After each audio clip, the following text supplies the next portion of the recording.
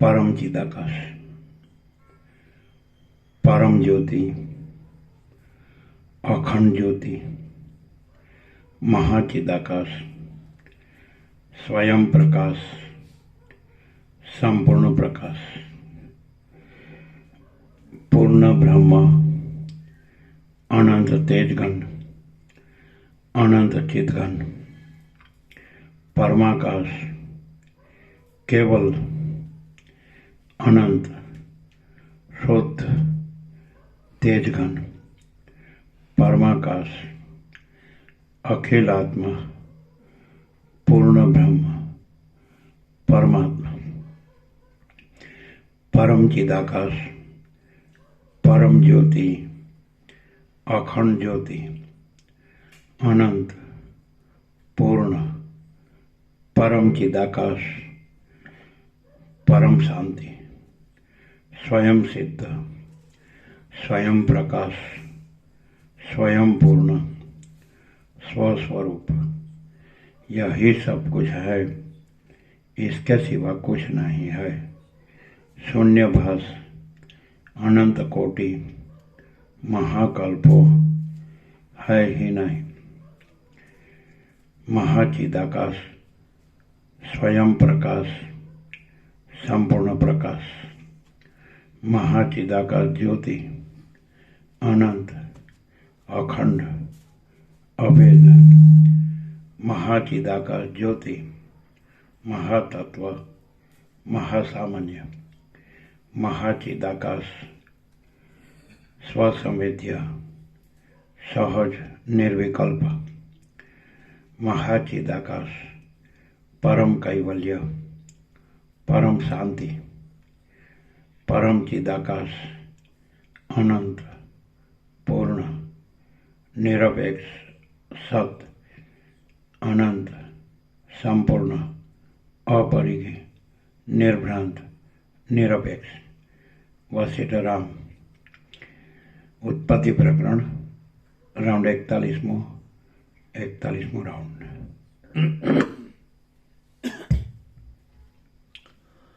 आद्य परब्रह्म सद्गुरु देव की जय। ओम श्री परमात्मने नमः। सद्ग्रंथों शिरोमणि श्री योग वासिष्ठ महारामायण उत्पत्ति प्रकरण सर्ग 65मो, पेज नंबर 278, पेज नंबर 278, सर्ग 65मो। मनથી ઉત્પન્ન થતું દ્વૈત અને બોધથી મનનો નાશ। મનથી ઉત્પન્ન થતું દ્વૈત અને બોધથી મનનો નાશ। આ 65મા સર્ગમાં મનના ભોગ્ય વર્ગનું તથા ભોગતાના મૂળનું તત્વ વિચારતા ચૈતન્ય માત્ર અવશેષ રહે છે। આ 65મા સર્ગમાં મનના ભોગ્ય વર્ગનું તથા ભોગતાના મૂળનું તત્વ વિચારતા ચૈતન્ય માત્ર અવશેષ રહે છે એમ દેખાડવામાં આવશે। વશિષ્ઠ બોલ્યા, હે રામ, આદિ કારણ બ્રહ્મમાંથી પ્રથમ મન ઉત્પન્ન થયું।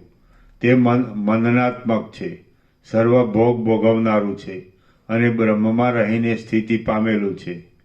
અમુક પદાર્થ આવો છે તથા અમુક પદાર્થ આવો નથી વગેરે સંકલ્પ વિકલ્પ મનને લીધે થયા કરે છે। જેમ કોઈ સ્થળે ગંધનો અનુભવ થયા પછી ગંધ ન હોય તો પણ પૂર્વની વાસનાને લીધે ત્યાં ગંધનો અનુભવ થાય છે, તે જ પ્રમાણે આ સૃષ્ટિ વાસનાને લીધે સત તથા અસતના આભાસરૂપ જણાય છે। જેમ કોઈ સ્થળે ગંધનો અનુભવ થયા પછી ગંધ ન હોય તો પણ પૂર્વની વાસનાને લીધે ત્યાં ગંધનો અનુભવ થાય છે, તે જ પ્રમાણે આ સૃષ્ટિ વાસનાને લીધે સત તથા અસતના આભાસરૂપ જણાય છે। મનને લીધે ભેદ જણાય છે પણ વસ્તુતાથી ભેદ નથી, તથા બ્રહ્મ, જીવ, મન, માયા, કર્તા અને કર્મ વગેરે જે જણાય છે તે જગતની દ્રષ્ટિથી છે પણ બ્રહ્મરૂપે સર્વ એક જ છે। જેમ સમુદ્રમાં અનેક પ્રકારના તરંગ ઉછળે છે અને જેમ તેનો ઘણો વિસ્તાર થાય છે તેમ ચિત્તરૂપી સમુદ્રમાં સંવેદનને લીધે આત્મા પોતે જગત રૂપે જણાય છે, પણ તે અસત્ય છે તથા સ્થિર નથી. જેમ સમુદ્રમાં અનેક પ્રકારના તરંગ ઉછળે છે અને જેમ તેનો ઘણો વિસ્તાર થાય છે, તેમ ચિત્તરૂપી સમુદ્રમાં સંવેદનને લીધે આત્મા પોતે જગત રૂપે જણાય છે, પણ તે અસત્ય છે તથા સ્થિર નથી, પણ અધિષ્ઠાનની સત્તાથી સત્ય જણાય છે. સ્વપ્નને વિશે જેમ સત અસત પદાર્થ જોવામાં આવે છે, તેમ આ જગત ચિત્તને લીધે સત તથા અસતપણે જણાય છે, પણ વસ્તુતઃ તે છે જ નહીં. જગત સત નથી, અસત નથી અને ઉત્પન્ન સુદ્ધા થયું નથી, પણ ચિત્તના ભ્રમથી જગત જણાય છે. ઇન્દ્રજાળમાં જેવી રીતે વૃક્ષ, ઔષધિ વગેરે ભ્રમથી જણાય છે, તેવી રીતે જગત ભ્રમરૂપ જણાય છે. મનના બળથી આ જગત સ્થિતિ પામેલું દીર્ઘકાળનું સ્વપ્ન છે. જેમ ઝાડના ઠૂઠામાં અજ્ઞાનથી પુરુષની ભ્રાંતિ થાય છે, તેમ ભ્રાંતિથી જગત સાચું જણાય છે. બાળકને અંધારામાં ભૂતની કલ્પના થાય છે, ત્યારે કલ્પિત ભયને લીધે તે તેના કારણનો વિચાર કરતો નથી. તેમ જીવ આત્મા વિશે પોતાનું અજ્ઞાન હોવાને લીધે સર્વ દુઃખના કારણરૂપ એવા ચિત્ત ભાવનો વિચાર કરતો નથી. આત્માનું સ્વરૂપ અનિર્વચનીય છે. તે ચૈતન્ય રૂપ છે. તેની સ્ફૂર્ણાથી ચિત્ત ઉત્પન્ન થયું. ચિત્તથી જીવપણાની કલ્પના થઈ. તેથી અહમભાવ થયો. અહમભાવથી ચિત્તની સ્ફૂર્ણા થઈ. તેથી ઇન્દ્રિયો ઉત્પન્ન થઈ. તેથી દેહનો મોહ અહંતા મમતા થયો. દેહના મોહથી જ સ્વર્ગ, નરક, મોક્ષ તથા બંધન થયા છે. આવી રીતે બીજ તથા અંકુરની પેઠે દેહ અને કર્મનો આરંભ રહ્યો છે. ચૈતન્ય તથા જીવમાં જેમ ભેદ નથી, તેમ જીવ તથા ચિત્તમાં ભેદ નથી. જેમ ચિત્ત અને જીવમાં ભેદ નથી, ચૈતન્ય તથા જીવમાં જેમ ભેદ નથી, ચૈતન્ય તથા જીવમાં જેમ ભેદ નથી, તેમ જીવ તથા ચિત્તમાં ભેદ નથી. જેમ ચિત્ત અને જીવમાં ભેદ નથી, તેમ દેહ અને કર્મમાં ભેદ નથી. કર્મ એ જ દેહ છે, દેહ એ જ ચિત્ત છે, ચિત્ત એ જ અહમભાવ છે અને અહમભાવ એ જ જીવ છે. જીવ એ જ ઈશ્વર છે, ઈશ્વર એ જ ચૈતન્ય છે અને ચૈતન્ય એ જ આત્મા છે. આ પ્રમાણે એ બ્રહ્મપદમાં સર્વનો સમાવેશ થયો છે અને સર્વ બ્રહ્મરૂપ જ છે. શ્રી યોગ વાસિષ્ઠ મહારામાયણમાં ઉત્પત્તિ પ્રકરણનો જીવ વિચાર નામનો સર્ગ 65મો સમાપ્ત. સર્ગ 66મો. ઈચ્છા ત્યાગથી અને બોધથી અજ્ઞાનયુક્ત મનનો નાશ થાય છે. ઈચ્છા ત્યાગથી અને બોધથી અજ્ઞાનયુક્ત મનનો નાશ થાય છે. આ 66મા સર્ગમાં દ્વૈતપણું માત્ર મનના વિલાસથી છે તથા ઈચ્છાનો ત્યાગ કરવાથી અને બોધ થવાથી અજ્ઞાન સહિત મનનો નાશ થાય છે એમ બતાવવામાં આવશે. વશિષ્ઠ બોલ્યા, હે રામ, આ જગતમાં જે અનેકપણું જણાય છે તે વસ્તુતા બ્રહ્મ સ્વરૂપ છે. અને જેમ એક દીવામાંથી અસંખ્ય દીવા થાય છે, તેમ ચિત્તને લીધે એક બ્રહ્મ સ્વરૂપમાંથી આ જગતમાં અનેકપણું જણાય છે. પણ જેને વિશે આ અસતરૂપ જગત રહેલું છે એ આત્માને જોવામાં આવે તથા આત્મતત્વનો વિચાર કરવામાં આવે તો દ્વૈતપણાનો નાશ થઈ જાય છે. ચિત્ત માત્ર પુરુષ છે. એ ચિત્તની શાંતિ થાય છે તો આખું જગત શાંત થાય છે. કેમ કે પગમાં જોડા પહેરનાર માણસને આખી પૃથ્વી ચામડાથી મઢેલી લાગે છે. કેળના ઝાડમાં પાંદડા વિના કાંઈ પણ બીજો પદાર્થ નથી, તેવી રીતે આ જગતમાં બ્રહ્મ વિના કાંઈ પણ નથી. બ્રહ્મ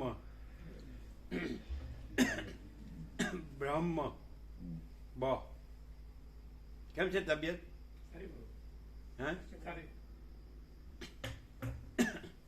દવા લ્યો, ચરી પાડો.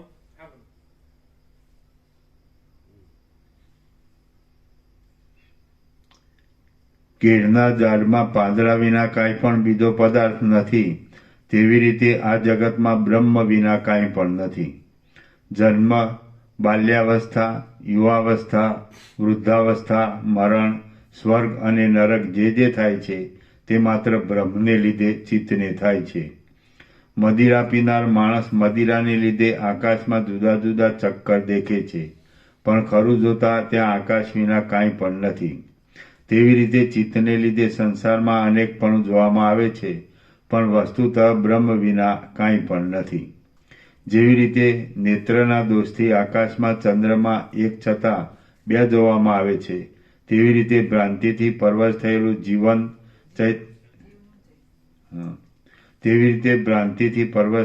જીવનું ચૈતન્ય પરમાત્મા વિશે દ્વૈતપણું જુએ છે.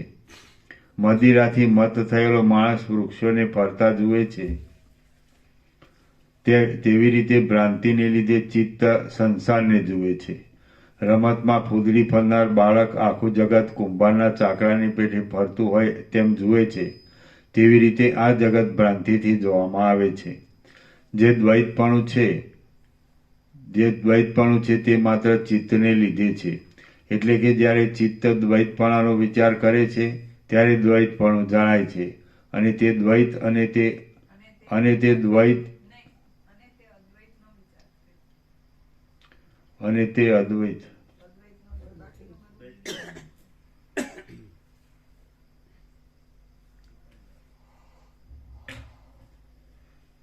તે અદ્વૈતનો વિચાર કરે ત્યારે અદ્વૈતપણું જણાય છે. જે આ જોવામાં આવે છે તે ચિત્ત વિના બીજું કાંઈ નથી, અને શાંતિ થવાથી ચિત્તનું ચેતન શાંત થાય છે. જ્યારે શાંતિ થવાથી ચિત્તનું ચેતન શાંત થાય છે. ભ્રમણ ચેતનની ભ્રમણ.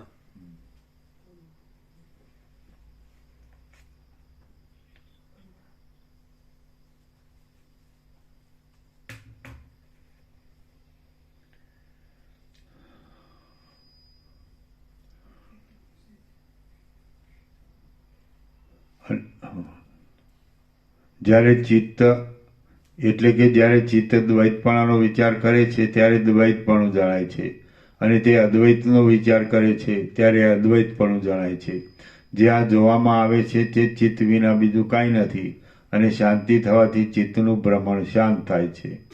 જ્યારે પુરુષ ચૈતન્ય ગણ સાથે એકતા પામીને નિશ્ચળ થઈને રહે છે ત્યારે તે સમાધિમાં લીન હોય અથવા વ્યવહાર કરતો હોય તો પણ તે શાંત જીવન મુક્ત કહેવાય છે.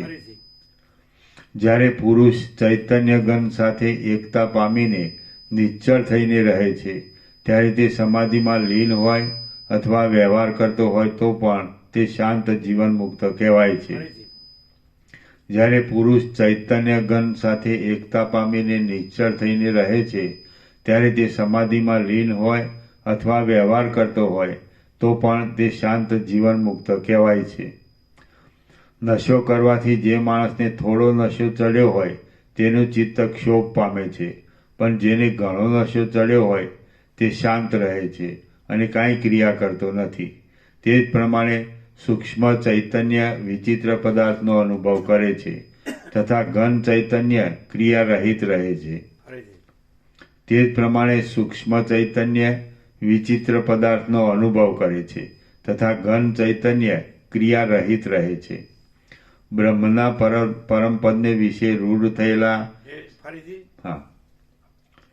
તે જ પ્રમાણે સૂક્ષ્મ ચૈતન્ય વિચિત્ર પદાર્થનો અનુભવ કરે છે, તથા ઘન ચૈતન્ય ક્રિયા રહિત રહે છે. સૂક્ષ્મ ચૈતન્ય સૂક્ષ્મ છે ને, સૂક્ષ્મ ન આવે પણ ત્યાં આગળ સ્પંદ ચૈતન્ય આવે. સ્પંદ બરાબર ને, સ્પંદ આવે.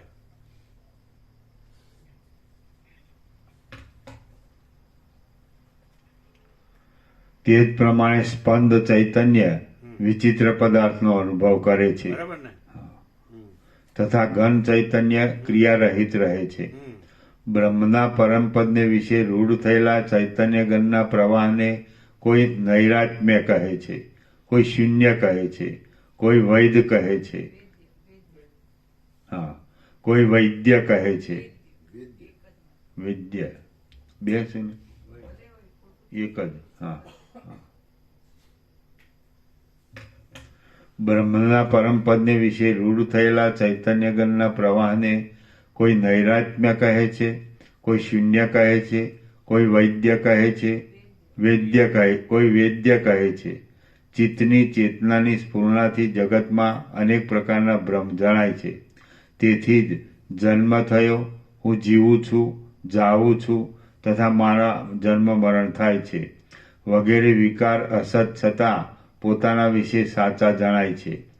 જેવી રીતે સ્પંદનથી વાયુ જુદો નથી, તેવી રીતે ચિત્તથી ચેતન જુદું નથી. સ્પંદાયું. હા. સ્પંદાયું ને. હા. જેવી રીતે વાયુથી સ્પંદ જુદો નથી, તેવી રીતે ચિત્તથી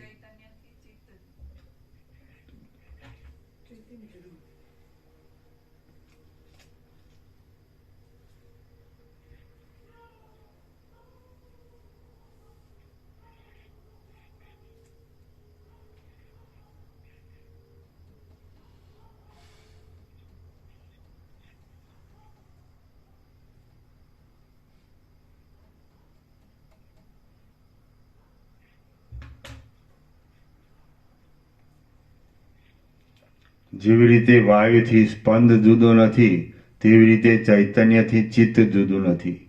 દોરડીમાં જેવી રીતે ભ્રમથી સર્પનો આભાસ જોવામાં આવે છે, તેવી રીતે ચિત્તને લીધે જે કાંઈ જોવામાં આવે છે તે માત્ર ભ્રમરૂપ છે અને તે ભ્રમ અવિદ્યાને લીધે છે. સંસારરૂપી વ્યાધિ માત્ર ચિત્તની સ્ફૂર્ણાથી થયો છે અને તેનો જ્ઞાનરૂપી ઔષધથી નાશ થાય છે. તેમાં કાંઈ શ્રમ છે નહીં. જ્યારે માણસનું મન સર્વ પદાર્થોનો ત્યાગ કરીને વાસનાથી મુક્ત થાય છે, ત્યારે એક ક્ષણમાં તે મુક્ત થાય છે. જ્યારે માણસનું મન સર્વ પદાર્થોનો ત્યાગ કરીને વાસનાથી મુક્ત થાય છે, ત્યારે એક ક્ષણમાં તે મુક્ત થાય છે. એમાં કાંઈ પણ સંશય નથી. જેવી રીતે દોરડીમાં સર્પરૂપે થયેલી ભ્રાંતિ તપાસ કરવાથી મટી જાય છે, તેવી રીતે આત્મજ્ઞાન થવાથી સંસારની ભ્રાંતિનો નાશ થાય છે. જેવી રીતે દોરડીમાં સર્પરૂપે થયેલી ભ્રાંતિ તપાસ કરવાથી મટી જાય છે, તેવી રીતે આત્મજ્ઞાન થવાથી સંસારની ભ્રાંતિનો નાશ થાય છે. માણસ માત્રને પૃથ્વીમાં અનેક પ્રકારની અભિલાષા થાય છે, પણ જ્યારે સૌ અભિલાષાઓનો ત્યાગ કરીને તે સ્થિર થઈને રહે છે, ત્યારે તેનો મોક્ષ થાય છે. માણસ માત્રને પૃથ્વીમાં અનેક પ્રકારની અભિલાષા થાય છે, પણ જ્યારે સૌ અભિલાષાઓનો ત્યાગ કરીને તે સ્થિર થઈને રહે છે, ત્યારે તેનો મોક્ષ થાય છે. મહાત્મા પુરુષ પોતાના પ્રાણનો પણ તૃણની પેઠે ત્યાગ કરે છે. મહાત્મા પુરુષ પોતાના પ્રાણનો પણ તૃણની પેઠે ત્યાગ કરે છે, ત્યારે અભિલાષાનો ત્યાગ કરતા કૃપણતા કેમ આવે? મહાત્મા પુરુષ પોતાના પ્રાણનો પણ તૃણની પેઠે ત્યાગ કરે છે, ત્યારે અભિલાષાનો ત્યાગ કરતા કૃપણતા કેમ આવે? માટે તમે પણ અભિલાષાનો ત્યાગ કરી સંગ માત્રને દૂર કરીને રહો. કર્મે કરીને જે પદાર્થ મળે તેનું ગ્રહણ કરવું તથા જે નાશ પામે તેનો શોક ન કરવો.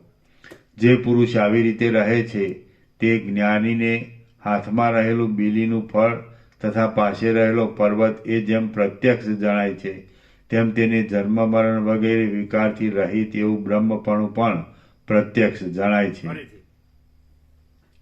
જે પુરુષ આવી રીતે રહે છે, તે જ્ઞાનીને હાથમાં રહેલું બીલીનું ફળ તથા પાસે રહેલો પર્વત એ જેમ પ્રત્યક્ષ જણાય છે, તેમ તેને જન્મ મરણ વગેરે વિકારથી રહિત એવું બ્રહ્મપણું પણ પ્રત્યક્ષ જણાય છે.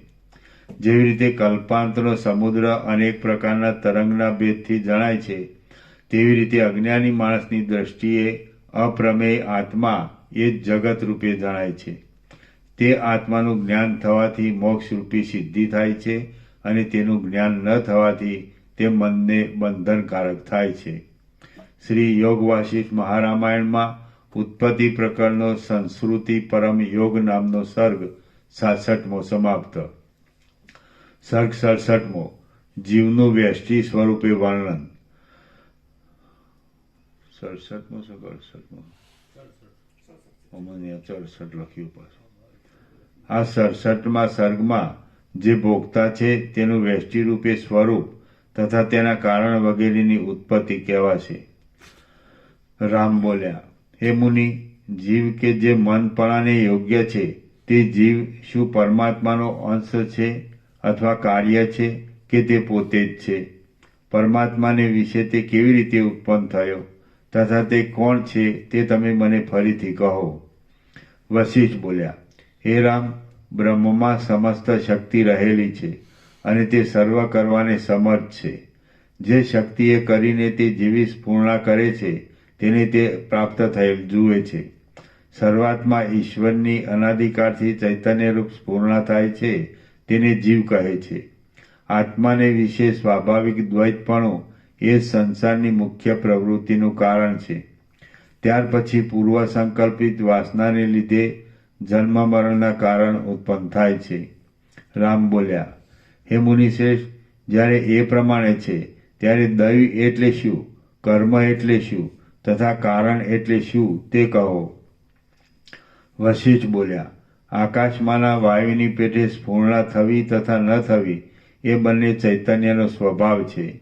જ્યારે તેની સ્ફૂર્ણા થાય છે ત્યારે ઉલ્લાસ થાય છે અને જ્યારે સ્ફૂર્ણા થતી નથી ત્યારે શાંત રહે છે. શુદ્ધ ચૈતન્યમાં સ્વાભાવિક અવિદ્યાની સ્ફૂર્ણા થાય છે ત્યારે તેને સ્પંદન સ્ફૂર્ણા થવી કહે છે. એથી આ જગત જણાય છે. પછી જ્યારે જગતની દ્રશ્યતાની શાંતિ થાય છે ત્યારે તેને અસ્પંદન સ્ફૂર્ણા ન થવી કહે છે. શુદ્ધ ચૈતન્યના સ્પંદનથી સૃષ્ટિની સ્ફૂર્ણા થાય છે અને અસ્પંદનથી શાશ્વત બ્રહ્મની સ્ફૂર્ણા થાય છે. ચૈતન્યના સ્પંદનના જીવ, કારણ અને કર્મ એવા જુદા જુદા નામ છે. એના નીચે ટાંચ છે. જીવ એટલે પ્રાણના હલનચલનને વિવિક્ષાથી જીવ કહે છે. પછી કારણ, પોતાની અંદર રહેલા કાર્ય ઉત્પન્ન થાય છે તેથી કારણ કહે છે. કર્મ, શરીર વગેરેના હલનચલનથી કર્મ કહે છે. ચૈતન્યના સ્પંદનના જીવ, કારણ અને કર્મ એવા જુદા જુદા નામ છે. જે અનુભવરૂપી આત્મા છે તે ચૈતન્ય એવા નામ છે અને સંસારનું બીજ છે. હા, એક લીટી રહી ગઈ. જે અનુભવરૂપી આત્મા છે તે જ ચૈતન્યનું સ્પંદન છે. તેના જીવ, કારણ અને કર્મ એવા નામ છે અને સંસારનું બીજ છે. આ પ્રમાણે દ્વિત્વ થયેલા ચૈતન્યના આભાસથી કર્મ અનુસાર મરણ સમયે સંકલ્પને લીધે જે પ્રકારની વાસના થાય તેવો સૃષ્ટિમાં દેહ ઉત્પન્ન થાય છે અને વિવિધ પ્રકારના ભોગવવાના પદાર્થ ઉત્પન્ન થાય છે. હજારો જન્મ તથા મરણના કારણને પામેલો જીવ ઘણા જન્મ થયા પછી મોક્ષ પામે છે. ત્યારે જ્ઞાની એક જ જન્મમાં મોક્ષ પામે છે. હજારો જન્મ તથા મરણના કારણને પામેલો જીવ ઘણા જન્મ થયા પછી મોક્ષ પામે છે. ત્યારે જ્ઞાની એક જ જન્મમાં મોક્ષ પામે છે. ચૈતન્યના સ્વભાવને જેવી ઉપાધિનો સંબંધ છે તેવા તેના કારણ બંધાય છે. તેથી કોઈ સમયે સ્વર્ગ, કોઈ સમયે મોક્ષ, કોઈ સમયે નરક તથા કોઈ સમયે મોક્ષ, કોઈ સમયે નરક તથા કોઈ સમયે બંધન પ્રાપ્ત થાય છે. જેમ સુવર્ણમાં કડા તથા કુંડળ વગેરે રહેલા છે, જેમ સુવર્ણમાં કડા તથા કુંડળ વગેરે રહેલા છે, તેમ તે કાષ્ઠ તથા લોષ્ઠ સમાન આ જળદેહમાં જન્મ મરણ વગેરે વિકાર રહેલા છે. ઉપરના જન્મ મરણ વગેરે વિકાર જો કે ખોટા છે તથા થતા જ નથી, તો પણ બ્રહ્મને લીધે જન્મ થયો, સ્થિતિ થઈ તથા મરણ થયું વગેરે વિકારનો અનુભવ થાય છે. આશાથી પરવશ થયેલું ચિત્ત પોતાને પરમાર્થ જ્ઞાન ન હોવાને લીધે હું, મારું વગેરે અસત્યરૂપ જુએ છે. જેવી રીતે મથુરાના રાજાને ચંડાળનો ભ્રમ થયો હતો તેવી રીતે જીવને ભ્રમને લીધે જગતનું સ્ફુરણ થાય છે, પણ તે બધું મનોમાત્ર છે તથા ભ્રાંતિના ઉલ્લાસથી જણાય છે.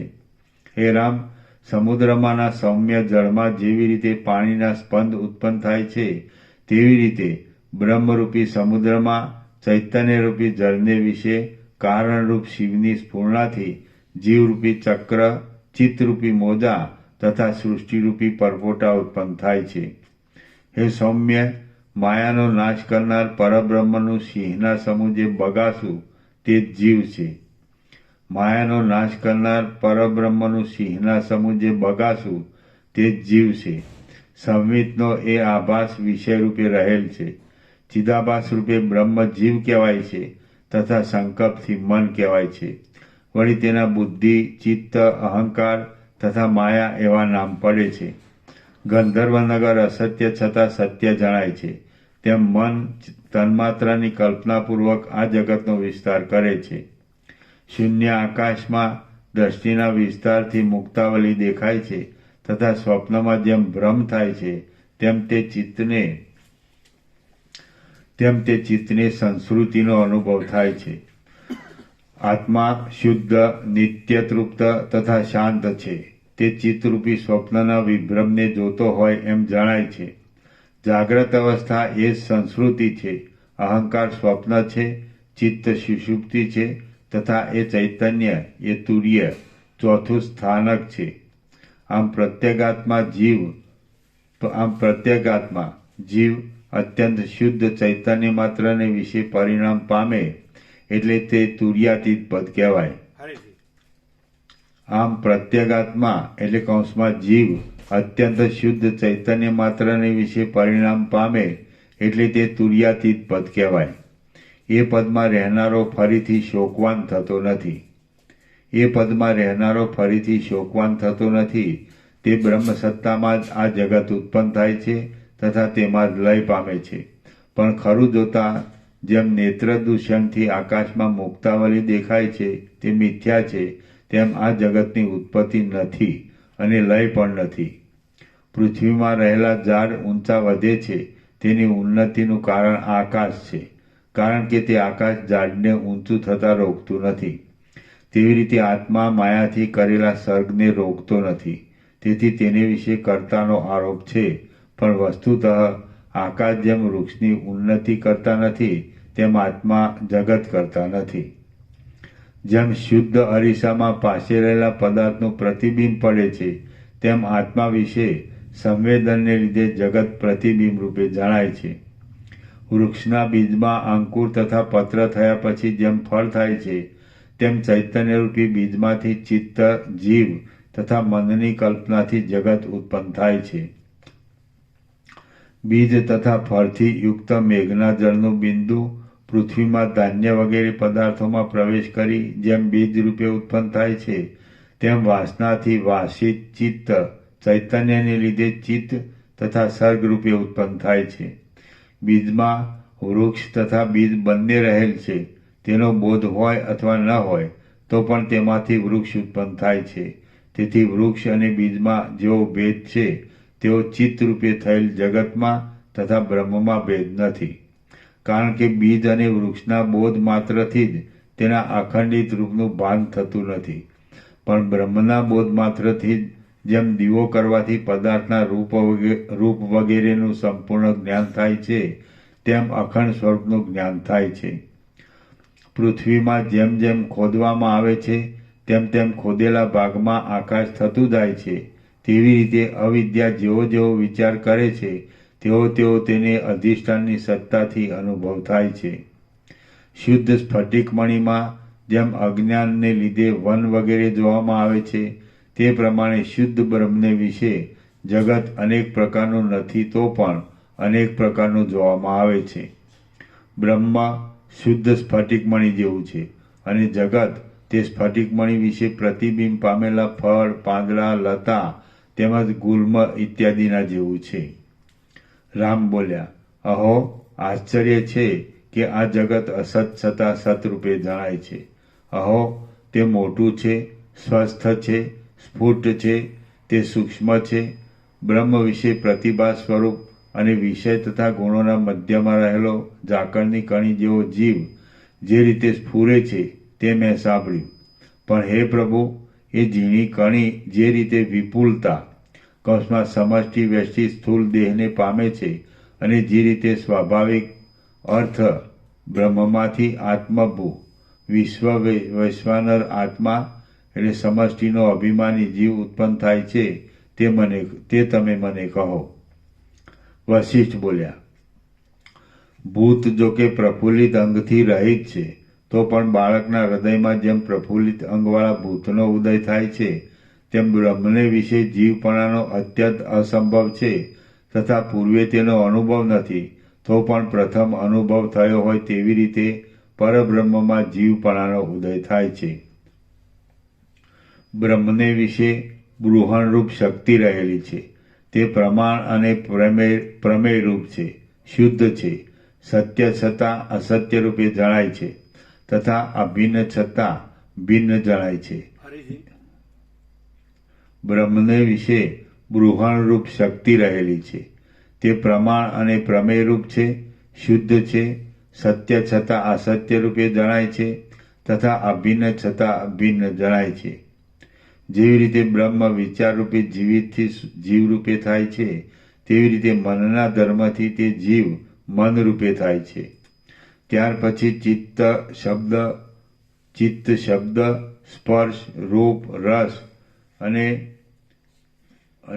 ગંધ રૂપે ઉત્પન્ન થાય છે અને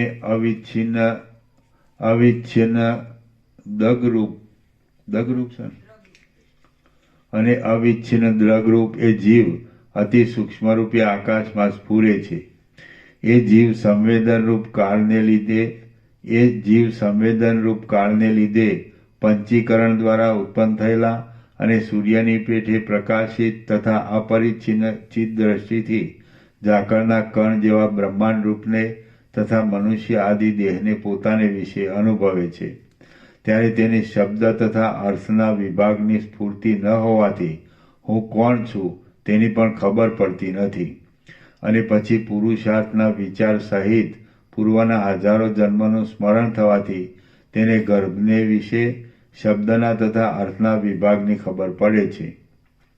પિંડમાં સ્ફુટ અહંભાવનું વેદન થવાથી તેને મુખના એક ભાગમાં હવે પછી ઉત્પન્ન થનારી જીહવા ઇન્દ્રિય દ્વારા રસનો અનુભવ થાય છે. તેજનું સ્ફુરણ થવાથી તેને ઉત્પન્ન થનાર નેત્ર દ્વારા પ્રકાશનો અનુભવ થાય છે અને ગંધની સ્ફુરણાથી તેને નાસિકા દ્વારા ગંધનો અનુભવ થાય છે. આવી રીતે તે જીવાત્મા કાકતાલીય ન્યાયથી પૂર્વની વાસનાથી કલ્પિત ઇન્દ્રિયોને પોતાના વિશે જુએ છે અને પછી પ્રત્યક્ષ ઉત્પન્ન થાય છે. શરીરના એક દેશમાં શબ્દરૂપી ગુણવાળા કાન ઉત્પન્ન થાય છે, તેથી તેને શબ્દનું જ્ઞાન થાય છે. સ્પર્શ ગુણવાળી ત્વચા ઉત્પન્ન થાય છે, તેથી તેને સ્પર્શનું જ્ઞાન થાય છે. અને રસ ગુણવાળી રસના ઉત્પન્ન થાય છે, તેથી તેને રસનો અનુભવ થાય છે. રૂપના ગુણવાળા મેઘ ઉત્પન્ન થાય છે. રૂપના ગુણવાળા નેત્ર ઉત્પન્ન થાય છે, તેથી તેને પ્રકાશનું જ્ઞાન થાય છે. અને ગંધના ગુણવાળી નાસિકા ઉત્પન્ન થાય છે, તેથી ગંધ માત્રની ખબર પડે છે. આવી રીતે બહારના અર્થને પ્રકટ કરનાર ઇન્દ્રિયોના છિદ્ર દેહને વિશે ઉત્પન્ન થાય છે. આમ હે રામ, સમષ્ટિ અને વ્યષ્ટિરૂપ જીવનો પ્રતિભાસરૂપી આતિવાહિક દેહ ઉત્પન્ન થાય છે. બ્રહ્મની પરસત્તાનું કોઈનાથી વર્ણન થાય તેમ નથી. તે સત્તા અચળ છતાં ચળ હોય તેમ જણાય છે. એ સત્તા જ આતિવાહિક ભાવને પ્રાપ્ત થઈ હોય તેમ જણાય છે. તે આતિવાહિક દેહ સત્તા અજ્ઞાને કરીને જોવામાં આવે છે અને જ્ઞાને કરીને નાશ પામે છે. પ્રમાણ, પ્રમેય તથા પ્રમાતા એ બધું બ્રહ્મરૂપ જ છે. એવું જ્યારે જ્ઞાન થાય છે ત્યારે આતિવાહિકના કથનનો પ્રસંગ શો છે? કૌંસમાં એટલે દેહાદિક કલ્પના વ્યવહાર માત્રથી રહેલી છે. આતિવાહિક દેહ આત્માથી ભિન્ન છે એવું સંવેદન થવાથી તે ભિન્ન છે, અને બ્રહ્મરૂપ છે એવું સંવેદન થવાથી તે દેહ બ્રહ્મરૂપ છે. તેમજ ભિન્નતાનું તથા એકતાનું સંવેદન થવું તે સંવેદન પણ બ્રહ્મથી ભિન્ન નથી. રામ બોલ્યા, તમારા કહેવા પ્રમાણે પરબ્રહ્મના એકપણાથી ચિદૈક્રસ બ્રહ્મને વિશે અજ્ઞાનનો સંભવ નથી, અને અજ્ઞાન વિના જીવ વગેરે ભેદ કલ્પના પણ ઘટતી નથી. માટે બ્રહ્મથી અતિરિક્ત જુદો મોક્ષ શું છે તથા મોક્ષ માટે વિચાર કરવાનું શું કારણ? વશિષ્ઠ બોલ્યા, હે રામ, આ તમારો પ્રશ્ન સિદ્ધાંતને સમય શોભે તેવો છે. સમય વિના ધારણ કરેલી પુષ્પની માળા સારી હોય તો પણ શોભતી નથી. કાળ વિના થયેલા પુષ્પ તત્કાળ ઉપયોગમાં આવે તેથી સાર્થક છે, તો પણ તે પુષ્પ કાળ વિના થયા છે તેથી અનર્થરૂપ છે. તે જ પ્રમાણે માણસને પરિપાક દશા ન આવી હોય ત્યાં સુધી મોક્ષ શું છે તથા તે માટે વિચાર કરવાનું શું કારણ, એવા વચન અનર્થરૂપ છે. પદાર્થ માત્રને રોકનાર તથા મુક્ત કરનાર કાળ છે, માટે કાળે કરી સર્વ ફળ મળે છે. ઉપર પ્રમાણે તે જીવાત્મા કાળે કરીને સ્વપ્ન સમષ્ટિરૂપ હિરણ્યગર્ભ બ્રહ્માપણાને પામે છે. તે બ્રહ્મા પ્રણવના ઉચ્ચારથી અર્થ જ્ઞાન થવાથી સર્વ પદાર્થને જોઈ શકે છે અને પ્રણવના ઉચ્ચારથી એ બ્રહ્મા પ્રણવના ઉચ્ચારથી અર્થ જ્ઞાન થવાથી પ્રણવના ઉચ્ચારથી અર્થ જ્ઞાન થવાથી સર્વ પદાર્થને જોઈ શકે છે અને મનોરાજ્ય કરે છે. તેથી તન્મયપણું પામે છે. જે આ જગત પ્રત્યક્ષ જોવામાં આવે છે તે અસત તથા આકાશરૂપ છે. પર્વત વગેરે ઊંચા આકાર છે તે પણ જ્યારે આકાશરૂપ છે ત્યારે અલ્પ પદાર્થ આકાશરૂપ હોય તેમાં શું આશ્ચર્ય. માટે જે કાંઈ દેખાય છે તેની ઉત્પત્તિ પણ નથી તેમ નાશ પણ નથી. તથાપિ આકાશમાં ગંધર્વનગર દેખાય છે તેવી રીતે બ્રહ્મ જગત રૂપે દેખાય છે. જે પ્રમાણે બ્રહ્મા વગેરે જીવની સત્તા સત અસતરૂપ છે તે પ્રમાણે પૃથ્વીમાંના સઘળા પ્રાણીની તથા સ્વર્ગમાંના દેવતાની સત્તા પણ સત તથા અસતરૂપ છે. બ્રહ્માથી કીડા પર્યંતની ઉત્પત્તિ સંવેદનના સંભ્રમથી થયેલી છે અને તે મિથ્યા છે, કારણ કે સારી રીતે જ્ઞાન થવાથી તેનો ક્ષય થાય છે. જે પ્રમાણે બ્રહ્મા ઉત્પન્ન થાય છે તે જ પ્રમાણે કીડો ઉત્પન્ન થાય છે, પણ કીડામાં ભૌતિક મલિનપણું અધિક હોવાથી તે તુચ્છ કર્મ કરે છે અને બ્રહ્મામાં તેમ ન હોવાથી તે તુચ્છ કર્મ કરતા નથી. એટલો માત્ર તેમાં ભેદ છે. જીવમાં ઉપાધિ અનુસાર જીવપણું રહેલું છે તે જીવપણા અનુસાર પૌરુષ રહેલું છે અને તે પૌરુષ અનુસાર કર્મો રહેલા છે.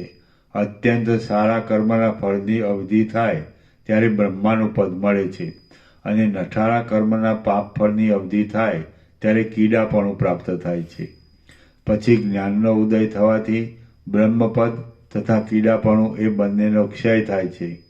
પ્રમાણ, પ્રમેય તથા પ્રમાતા ચૈતન્યથી ઇતર નથી, માટે દ્વૈતવાદ માત્ર સસલાના શિંગડા જેવો તથા આકાશના પુષ્પ જેવો છે. પ્રમાણ, પ્રમેય તથા પ્રમાતા ચૈતન્યથી ઇતર નથી, માટે દ્વૈતવાદ માત્ર સસલાના શિંગડા જેવો તથા આકાશના પુષ્પ જેવો છે.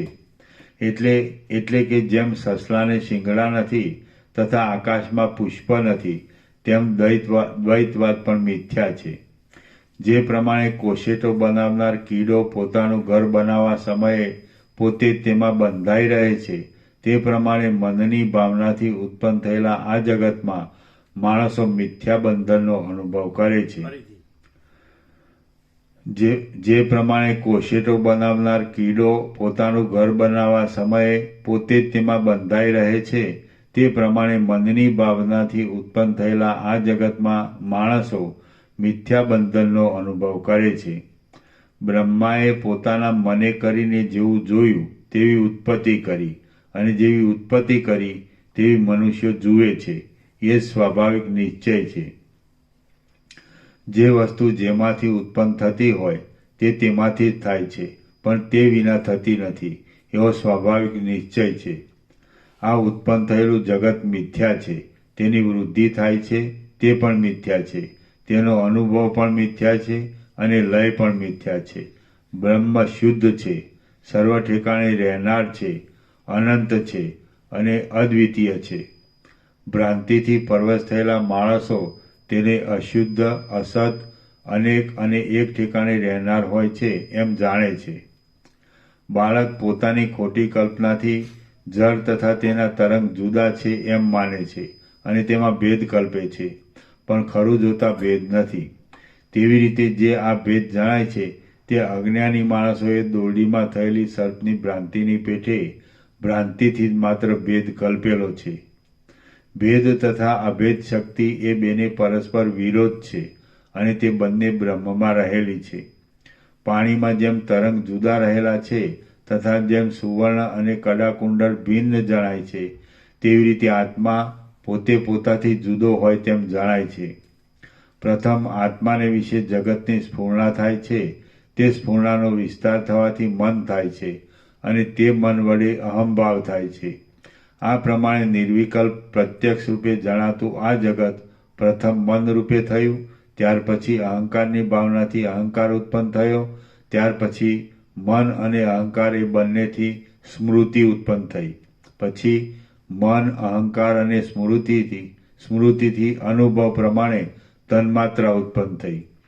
એ તન્માત્રાને વિશે જીવ ઉત્પન્ન થયો અને તેમાં ચિત્તપણું આવ્યું.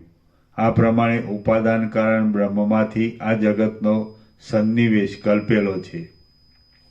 આ પ્રમાણે મન જેવી કલ્પના કરે છે તેવા પદાર્થ જોઈ શકે છે.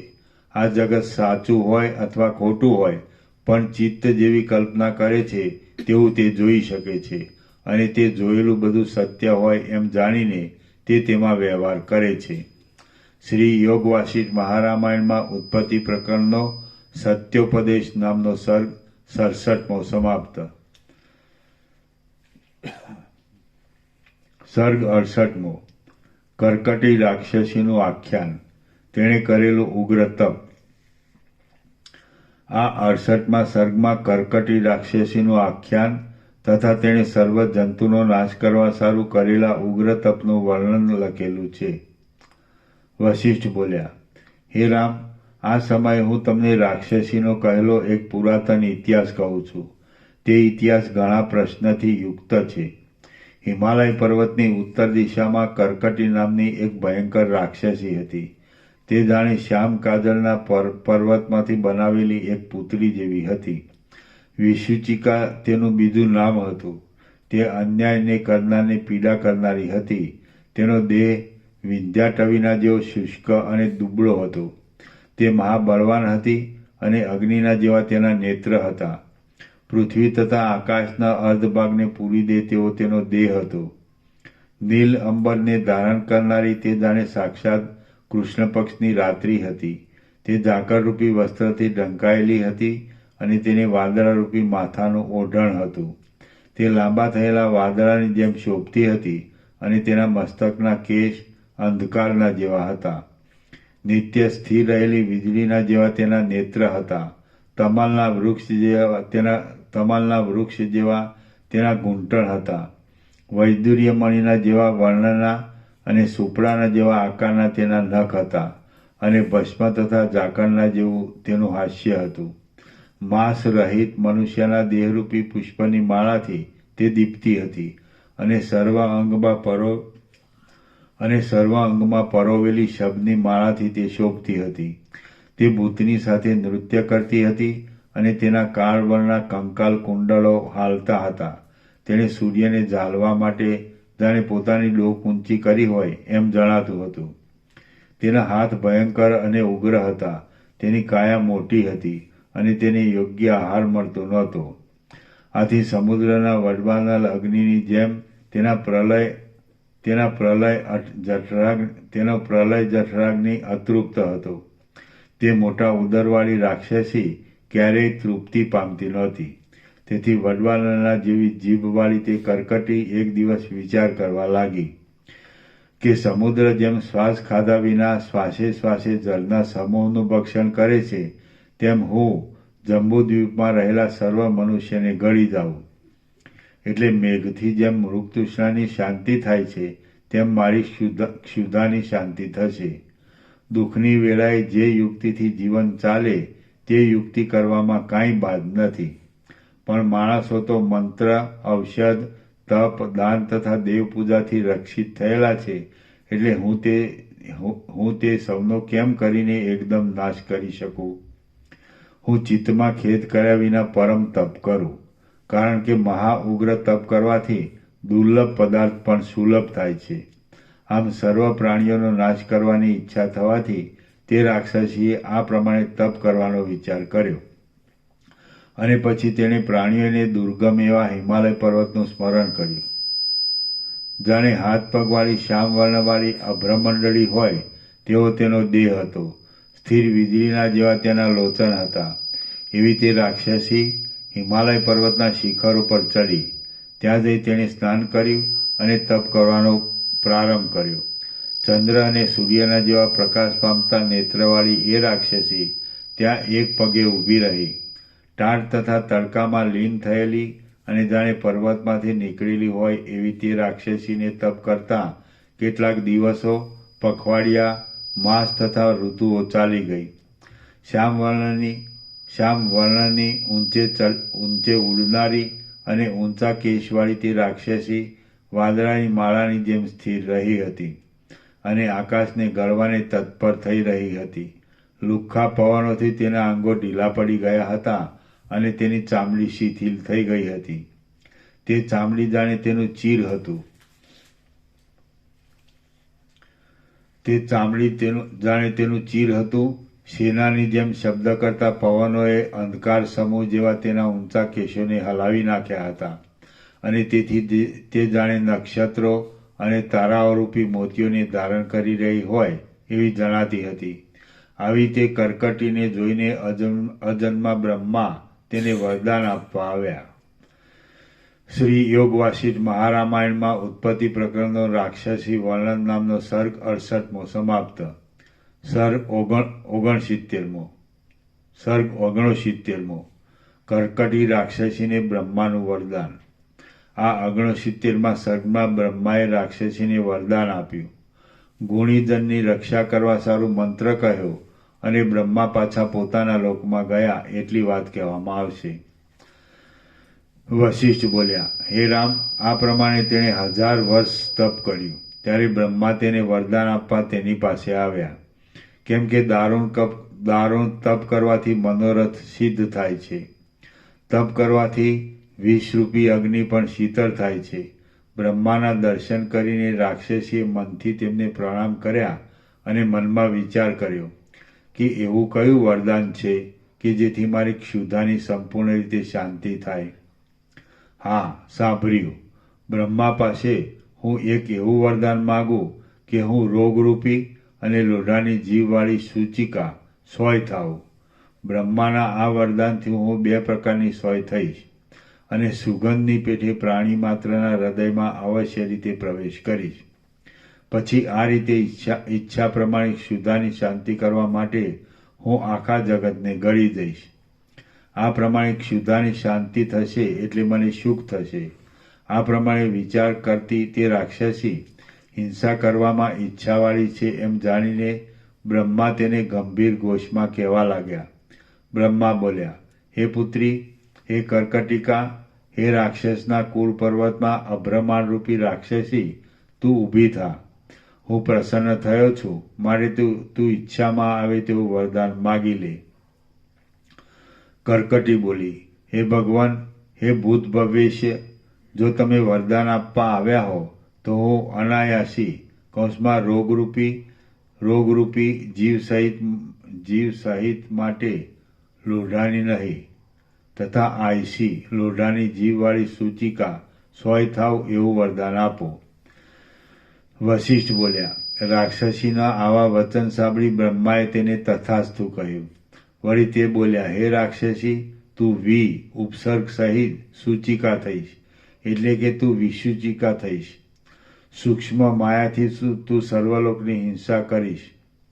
દુષ્ટ ભોજન કરનાર, દુષ્ટ આરામ કરનાર એટલે બીજાનું અનિષ્ટ કરનાર, મૂર્ખ, શાસ્ત્રના માર્ગથી વિરુદ્ધ રીતે ચાલનાર અને દુષ્ટ દેશમાં નિવાસ કરનાર દુષ્ટ લોકના હૃદયમાં તું પ્રાણ દ્વારા અપાનથી હૃદય પર્યંત પ્રવેશજે અને તેમને પ્લીહામાં પીડા કરીને તેમનો નાશ કરજે.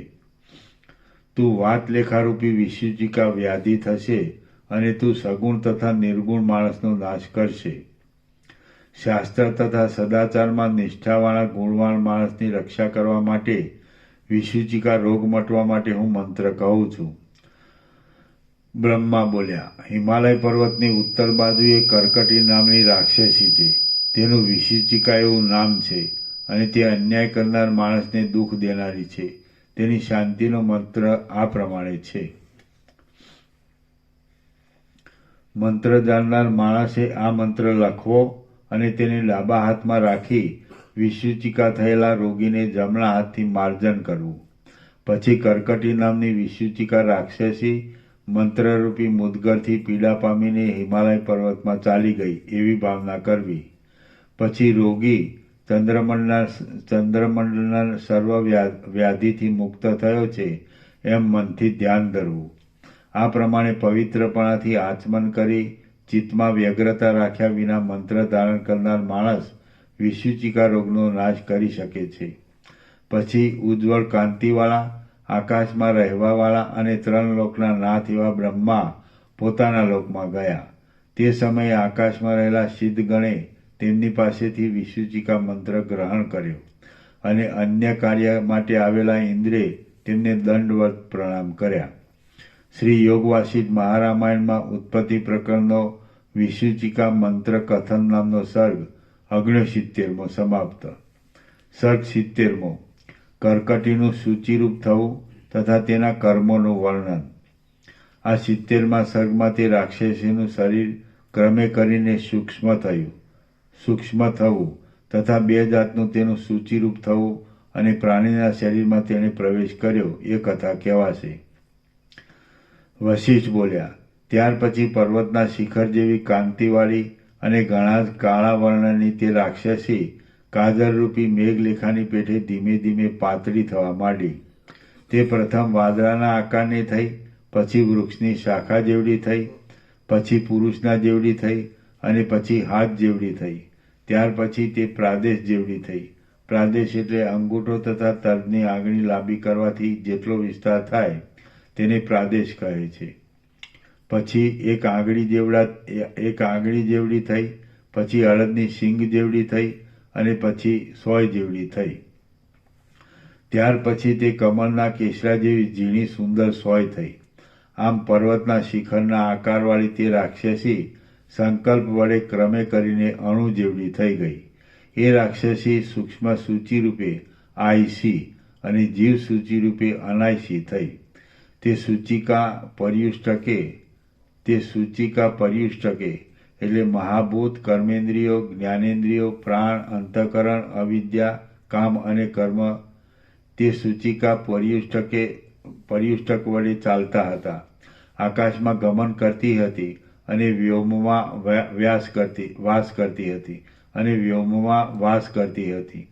તે સૂચિરૂપે દેખાય છે પણ તેમાં લોઢાનું નામ નથી. તેથી સંસારમાંની ભ્રાંતિમાં રહેલી આ સૂચિ એ પણ એક જાતની ભ્રાંતિ છે.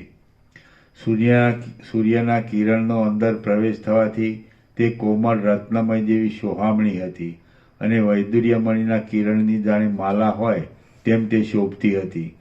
તેનામાં મનન કરવાનો ધર્મ વિશેષ હતો. તે પવનથી આવેલી કાજલરૂપી મેઘની લતાના જેવી દેખાતી હતી. તેના નેત્રના સૂક્ષ્મ છિદ્રમાં રહેલી કનિનિકા એટલે આંખની કીકી આકાશમાંના સૂક્ષ્મ નક્ષત્ર જેવી શોભતી હતી.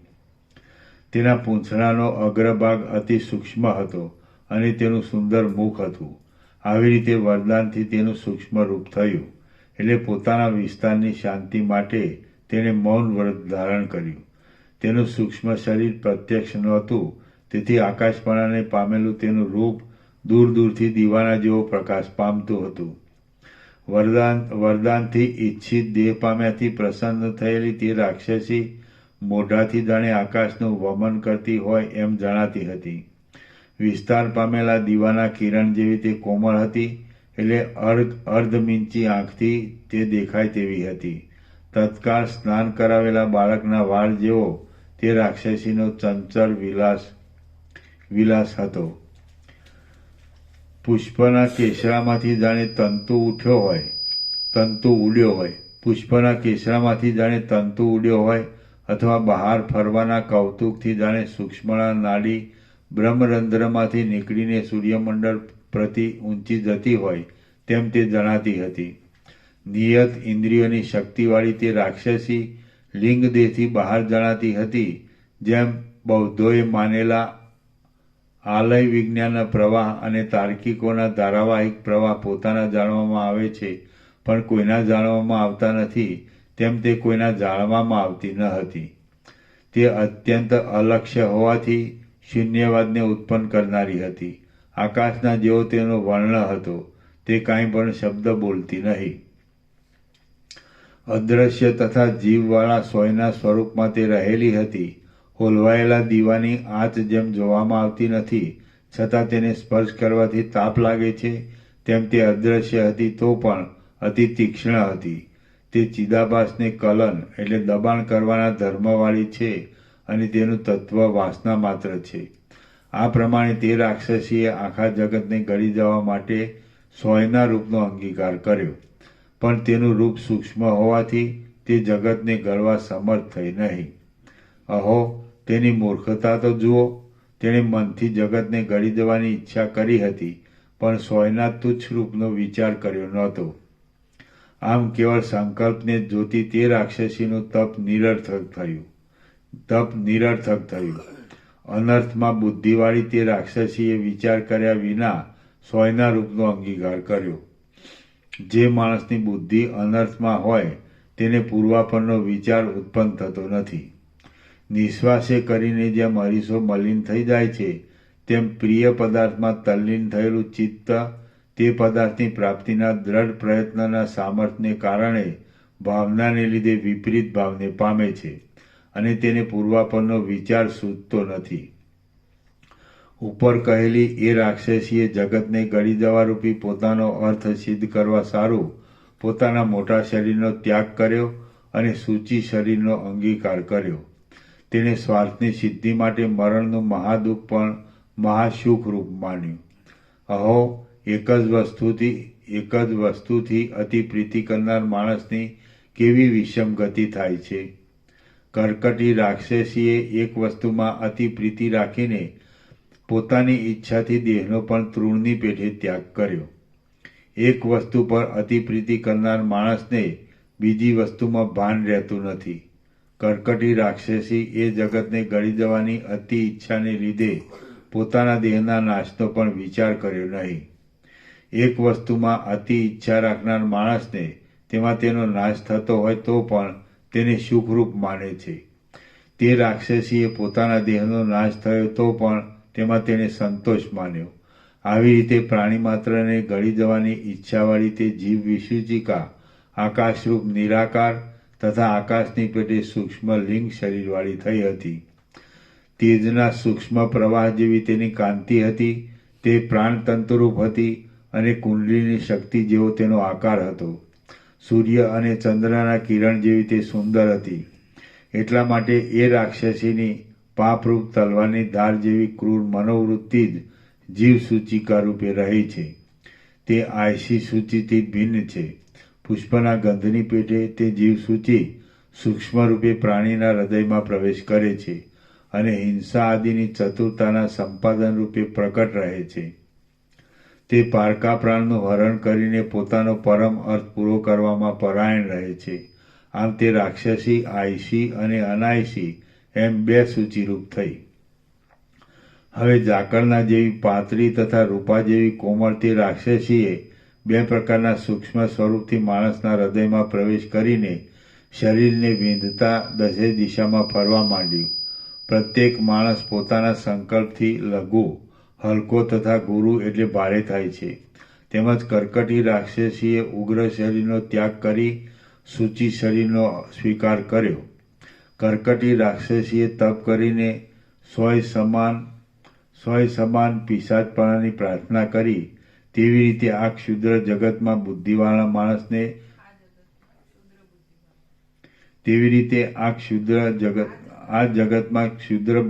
માણસને તુચ્છ અર્થ પણ આનંદ ઉપજાવનાર થઈ પડે છે.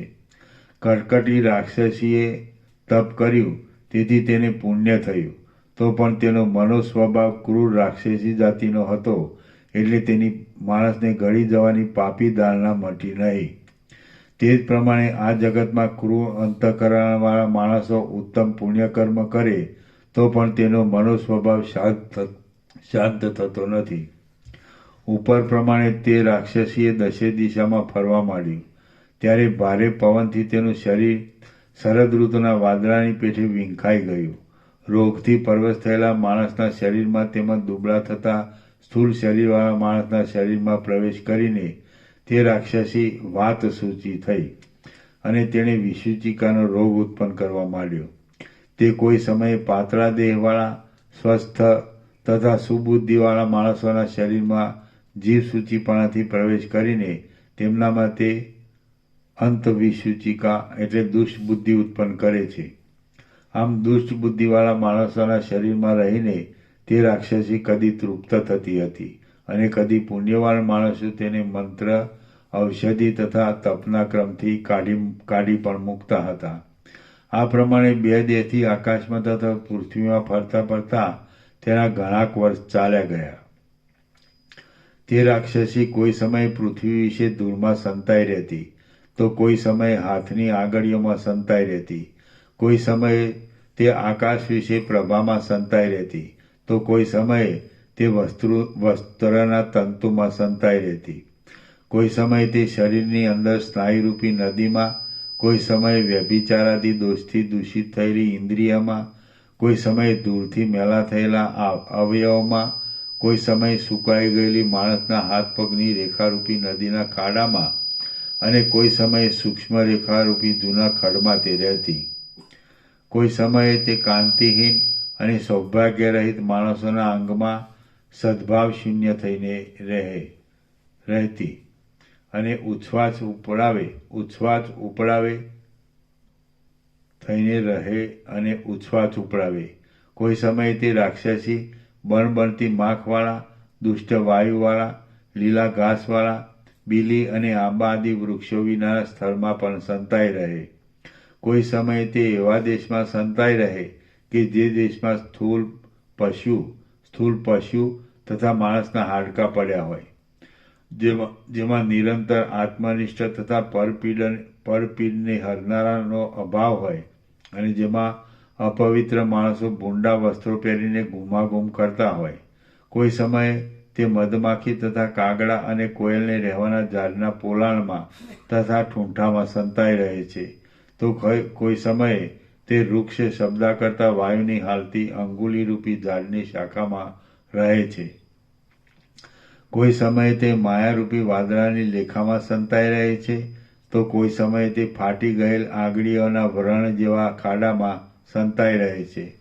કોઈ સમયે તે ઝાકળના બિંદુમાં સંતાઈ રહે છે, તો કોઈ સમયે રાફડામાં લપાઈ રહે છે. કોઈ સમયે તે ઝાકળના જળથી ઝગમગતા મરુદેશમાં સંતાઈ રહે છે, તો વળી કોઈ સમયે તે નખવાળા વ્યાઘ્ર તથા અજગર આદિના કઠોર અરણ્યમાં રહે છે. અને કોઈ સમયે તે ક્યાંક પાકેલી, નાસી જતી તેમજ બીધેલાઓથી પણ બીતી એવી જુઓથી ભૂંડા એવા વટેમાર્ગોના સ્થાનકોમાં સંતાઈ રહે છે. કોઈ સમયે તે વિરૂપ તથા શુષ્ક પિશાચ વગેરે ચાવેલા તાંબુલની સુકાયેલી બીડી જેવા ખરી ગયેલા સુકાયેલા પાંદડાવાળા પાણીના ગંધાતા ખાબોચિયામાં સંતાઈ રહે છે. અને કોઈ સમયે તે માર્ગની તુચ્છ નદી ઉપર પથિકજનને વિશ્રાંતિ લેવાના શીતળ સ્થાનકમાં સંતાઈ રહે છે. કોઈ સમયે તે ગળી ગયેલ યુકા એટલે જૂ, કોઈ સમયે તે ગળી ગયેલ યુકાના ઉદરમાં રહેલા માણસના રુધિરથી જેના ગલોફા ભરાયેલા છે તેવા નરવા નરના નખરૂપી મુખ પડેલી ધારનાર આંગળીઓના સમૂહમાં સંતાઈ રહે છે. નરવા નર એટલે નરવાનર અને સાપી સજીવ. નરવાનર એટલે વાંદરા, પછી નખરૂપી મુખપણાને ધારનાર એટલે વાંદરા જૂ ખાઈ જાય છે અને જૂ માણસનું લોહી પી જાય છે. તેથી માણસના લોહીથી વાંદરાના ગલોફા ભરાઈ ગયેલો હોય જ તથા વાંદરા નખથી જૂ પકડે છે, તેથી તેનું નખરૂપી મુખ લખેલું છે. કોઈ સમયે તે અનેક પ્રકારના વિચિત્ર વસ્ત્રથી શોભતા શહેરમાં જઈ રહે છે, તો કોઈ સમયે તે જવા આવવાના પરિશ્રમથી અતિ થાકી જાય છે. કોઈ સમયે તે નગર તથા ગામડામાં રહેલા સૂત્ર તથા પાત્રમાં ભરાઈ રહે છે. જેમ મદોન્મત્ત બળદ અરણ્યમાં પોતાના શિંગડાથી ટીંબા ખોદી નાખે છે, તેમ તે રાક્ષસી અનેક પ્રકારના તપથી તપતા માણસોના દેહરૂપી અરણ્યમાં બળદની પેઠે રહે છે. તંતુ એટલે દોરો, તંતુ પરોવેલા મુખવાળી તે સૂચિકા સોય સીવીને થાકી જાય છે, ત્યારે આરામને માટે તે હાથમાંથી પડી દઈને લુગડામાં સંતાઈ રહે છે. તે સૂચિકા ક્રૂર તથા કઠિન છતાં માણસના હાથમાં વાગતી નથી, તેથી લોકો તેનો ત્યાગ કરતા નથી. કારણ કે કોઈ માણસ તીક્ષ્ણ હોય, પણ જો તે પોતાની તીક્ષ્ણતા બહાર ન બતાવે તો લોકો તેનો ત્યાગ કરે નહીં. આ પ્રમાણે તે આયસી સૂચિકાએ જીવસૂચિ સહિત નૌકાની સાથે વિરહની ભારે શિલાની જેમ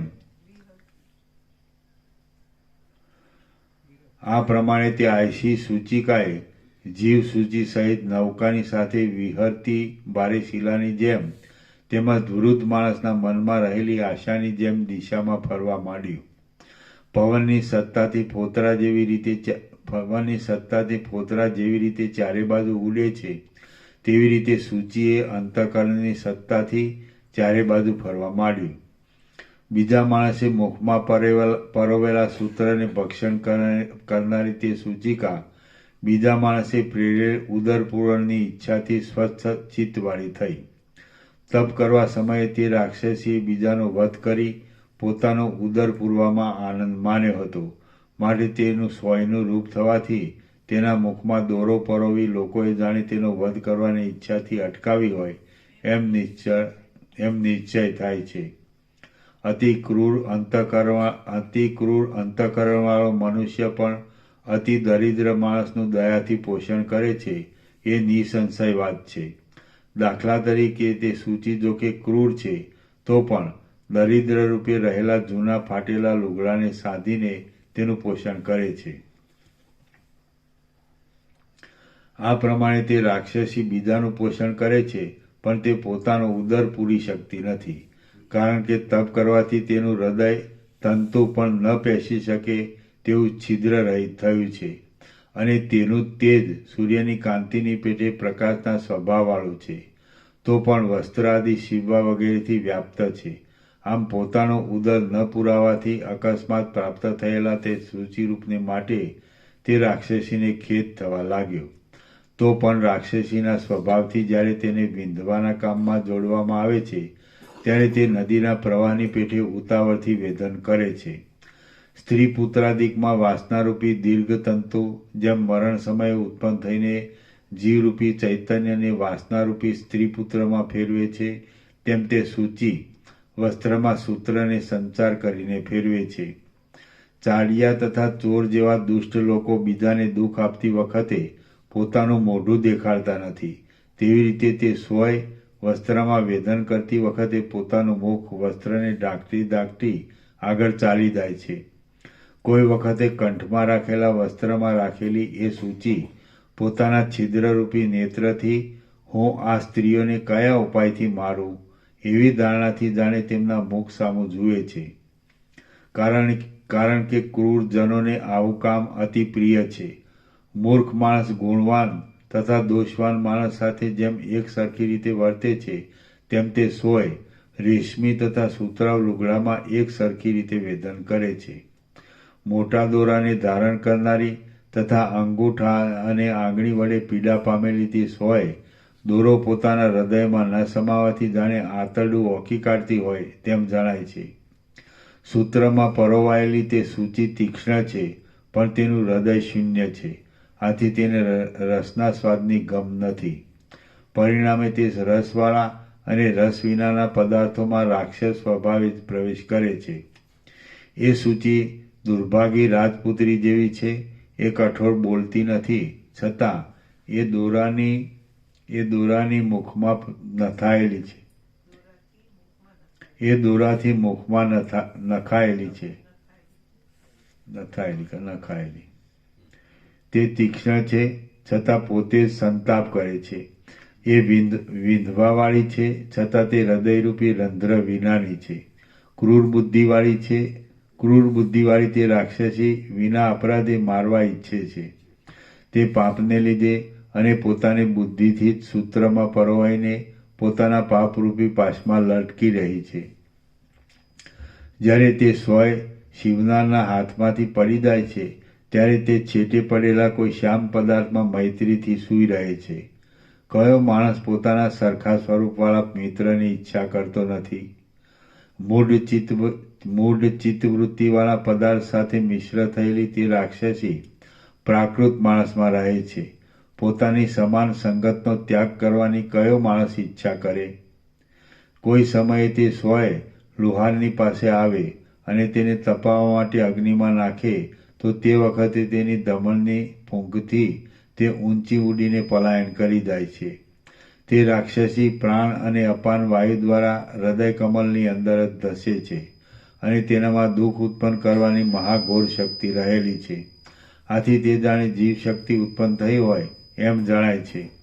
સમાન વાયુના વિપરીતપણાથી તે સમાનની પેઠે ગમન કરે છે અને ઉદાન વાયુના વિપરીતપણાથી તે ઉદાન વાયુની સાથે ગમન કરે છે. વ્યાન વાયુની સાથે રહીને તે વ્યાધિ ઉત્પન્ન કરે છે અને તે સર્વ અંગના રસમાં ફરે છે.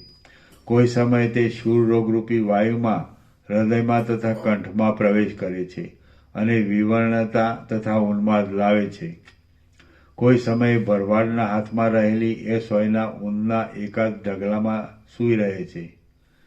કોઈ સમયે ભરવાડના હાથમાં રહેલી એ સોય ઊનના એકાદ ઢગલામાં સૂઈ રહે છે અથવા બાળકના હાથની આંગળીઓ રૂપી પથારીને વિંધી નાખીને એકમાત્ર વિલાસ કરે છે. કોઈ સમયે તે માણસના પગમાં પેસી જાય છે અને રુધિરપાન કરી આશ્ચર્ય સહિત આનંદ માને છે. કોઈ સમયે તે પુષ્પની માળા પરોવાના કામમાં આવે છે ત્યારે તે પુષ્પના ગુચ્છનું ભોજન કરે છે અને એ અલ્પ ભોજનથી તે અતિશય સંતોષ માને છે. કોઈ સમયે તે ઘણી વાર સુધી નીચું માથું કરીને ગારામાં સૂઈ રહે છે. કયો માણસ પોતાની ઈચ્છા પ્રમાણે મળેલા સ્થાનકનો ત્યાગ કરવા ઈચ્છે? નીચ માણસને ઉત્સવ કરતાં પણ કલહ વધારે સુખરૂપ થાય છે. તે પ્રમાણે તે રાક્ષસીએ પારકાના પ્રાણ જાય ત્યાં સુધી તેને વિંધવાની ક્રૂરતા બતાવવામાં આનંદ માન્યો છે. લોભી માણસને અડધી કોડીનો લાભ થાય તે પણ તે ઘણો માને છે. તે પ્રમાણે થોડા લોહીમાં પણ તે સોય આનંદ માણવા લાગે છે. સાચે જ માણસ જાતિના અહંકારની ચમત્કૃતિ કોઈનાથી મટાડી શકાય તેવી નથી. આવી રીતે જીવ સૂચિ તથા લોહ સૂચિ એવા સૂચિ સ્વરૂપથી તેણે પ્રાણી માત્રના મરણની ઈચ્છા રાખી છે. મૂઢ માણસને પોતાના સ્વાર્થના આવશ્યક કામમાં કદી પોતાની મૂઢતા રહેતી નથી. એ વિચિત્ર છે. ઘરમાં રાખેલી સોય વાપરવામાં ન આવે તો તેના ઉપર કાટ ચડી જાય અને માટીમાં ઘસવામાં આવે તો તે પાછી ઉજ્જવળ થાય. તે જ રીતે તે સૂચિને બીજાને મારવાનું કામ ન મળે ત્યારે તેના મનમાં દુઃખ થાય છે તથા બીજાને દુઃખ દેવાથી તે આનંદ પામે છે. તે ઘણી સૂક્ષ્મ છે, અદ્રશ્ય છે, ખંડન કરનારી છે, તીક્ષ્ણ વિંધનારી છે, ક્રૂર છે અને જાણે દૈવી ચેષ્ટા જેવી છે. ક્ષણવારમાં એ ભૂલી જવાય છે. તંતુનું વેધન કરવાથી જ બીજાનો નાશ થયો એમ જાણી તે સંતોષ માને છે. દુર્જન મનુષ્ય બીજાને હાનિ કરીને આનંદયુક્ત થાય છે. તે રાક્ષસી પોતાની શક્તિથી કોઈ સમયે કાદવમાં પેસી જાય છે, કોઈ સમયે આકાશમાં ઉડે છે, કોઈ સમયે આકાશના પવનની સાથે દિશાઓમાં વિહાર કરે છે અને કોઈ સમયે તે ધૂળમાં, ભૂતળમાં, વગડામાં તથા ઘરના અંતઃપુરમાં સૂએ છે. કોઈ સમયે તે હાથમાં, કાનરૂપી કોમળ કમળમાં, ઊનના સ્વચ્છ સમૂહમાં, લાકડાના છિદ્રમાં, માટીના ઢગલામાં તેમજ પ્રાણીના હૃદયમાં પણ સંતાઈ રહે છે. જેવી રીતે યોગી મંત્રની શક્તિથી ઈચ્છા પ્રમાણે વિહાર કરે છે તેવી રીતે તે રાક્ષસીએ પણ ઈચ્છા પ્રમાણે ફરવા માંડ્યું. વાલ્મીકી મુનિએ ભરદ્વાજને આટલે સુધી કથા કહી ત્યાં તો દિવસ જતો રહ્યો. સૂર્ય આથમી ગયો અને મુનિઓની સભા વાલ્મીકીને પ્રણામ કરીને સાયંકાલના નિત્ય કર્મ કરવા માટે ત્યાંથી ઉઠીને સ્નાન કરવા ગઈ. રાત્રિ વીત્યા પછી જ્યારે સૂર્યના કિરણો ફૂટ્યા ત્યારે એ સભા પાછી વાલ્મીકી મુનિ પાસે આવી. શ્રી યોગ વાસિષ્ઠ મહારામાયણમાં ઉત્પત્તિ પ્રકરણનો સૂચિ વ્યવહાર વર્ણન નામનો સર્ગ 71મો સમાપ્ત. ઓમ ઓમ ઓમ. 292. વાલ્મીકીનો 6ઠ્ઠો દિવસ સમાપ્ત. પ્રસાદ આપી દે.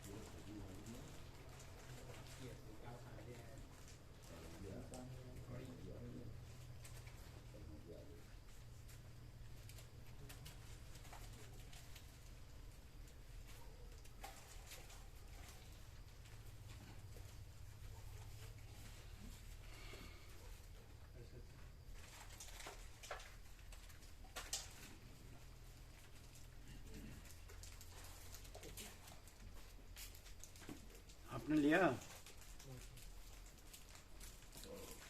તમે લેજો.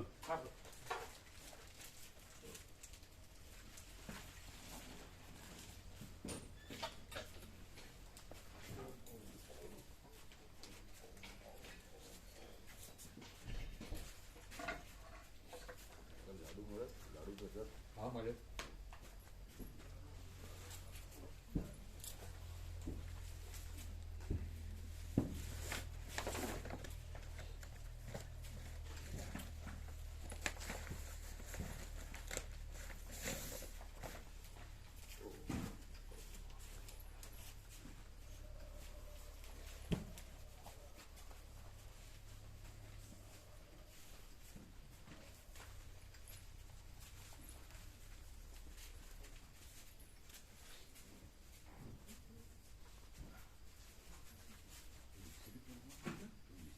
કેટલી 32 કે 33 નાઇટ છે વાલ્મીની? કેટલા છે આમ તો 34 કે 35 હતી. અમે તો એકવાર ક્યાંક જાય તમે કીધું ને હિન્દીમાં જોઈ હતી.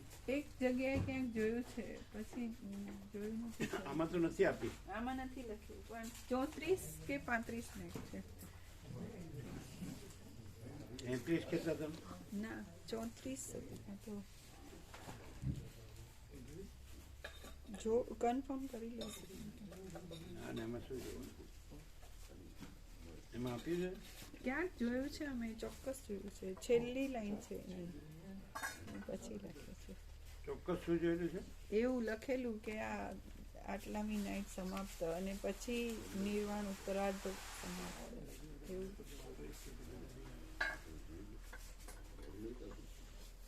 દર્શન કેવું કરેલું છે.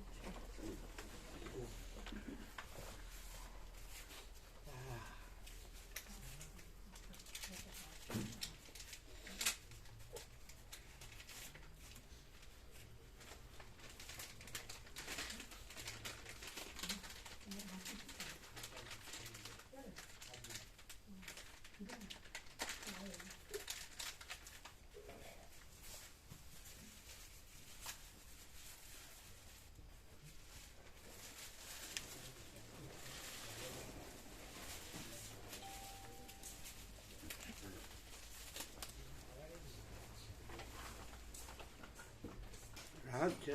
હા. બરાબર, દવા લેજો ને ચરી પાડજો. હા બરાબર. શું કીધું ડૉક્ટરે? મટી જશે મટી જશે એવું કીધું. મટી જશે. એમ ને? હા. એટલે અમુક જ કોર્સ હશે ને.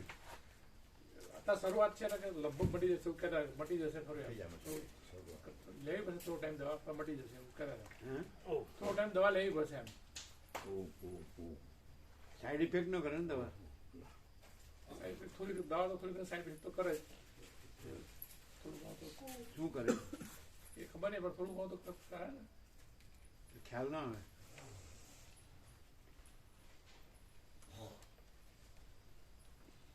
એટલે આમ આમ સારું લાગે છે. હા, બરાબર સારું. બરાબર. હા દવા બરાબર. હા દવા બરાબર.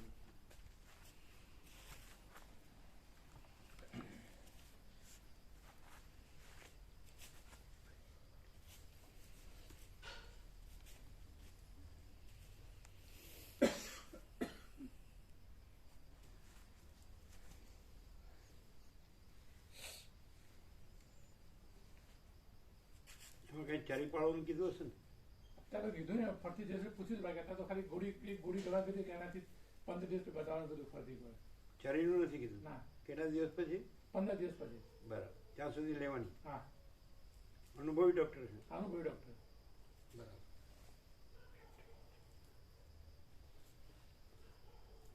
પરિચિત છે, ભાવિક છે.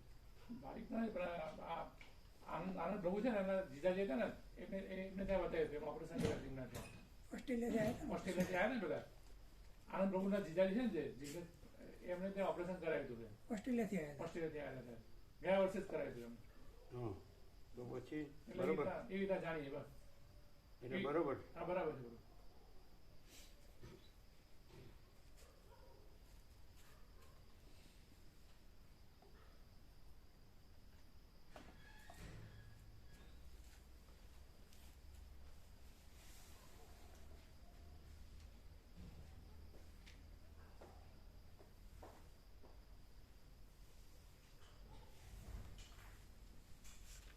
ઢસા ગયા હતા પણ એક વર્ષને એક દિવસ થયું. હમ? ઢસા આપણે ગયા હતા ને એક વર્ષને એક દિવસ થઈ ગયું. એક વર્ષને એક દિવસ એમ. 17/12 ગયા હતા. આજે 18/12. કાલે સુશીલ પ્રભુએ લખ્યું 17/12.